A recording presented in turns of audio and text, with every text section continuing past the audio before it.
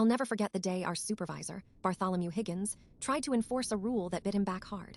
Any employee late by more than 15 minutes would forfeit 1 day's pay. His rule was simple. If you clocked in even a second after 9:15 a.m., you were docked pay. He'd stand there, arms crossed, a permanent scowl on his face, enforcing it with an iron fist. One day, poor Clara Johnson was held up by a train and arrived at 9:16. Higgins, without a hint of compassion, said, "Clara, you're 1 minute late. 1 day's pay." Then there was Kevin Miller. He was stuck in traffic, and when he arrived at 9:17, Higgins declared, "Kevin, it's unfortunate, but the rule is the rule. 1 day's pay." Higgins's cold, calculated actions were driven by a rigid adherence to rules, a symptom of his need to feel in control, a manifestation of the authoritarian personality. I, too, was vulnerable to his rule. I was managing a crucial project. Missing even half a day would mean a delay costing the company $3,000 plus lost revenue. I knew I couldn't afford to be late, so I arrived at the office every morning at least an hour early.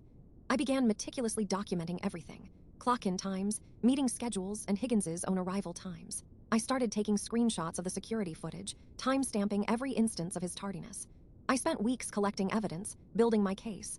The day of the big client presentation loomed. The meeting was set for 9 a.m. sharp. I arrived at 8 a.m. 8:30, 8:45, 8:50, no Higgins. My palms started to sweat. 8:55, still nothing. 9 o'clock. The room was silent, the tension palpable. I checked my phone. No message. 9:05. The clients started to whisper, looking at their watches. 9:10, I texted him. No response. 9:12. I started to gather my documents ready. Finally, at 9:17 a.m., 17 minutes late, and he strolled, completely unfazed. "Sorry, everyone," he said with a casual wave. "Had a slight issue with a flat tire this morning."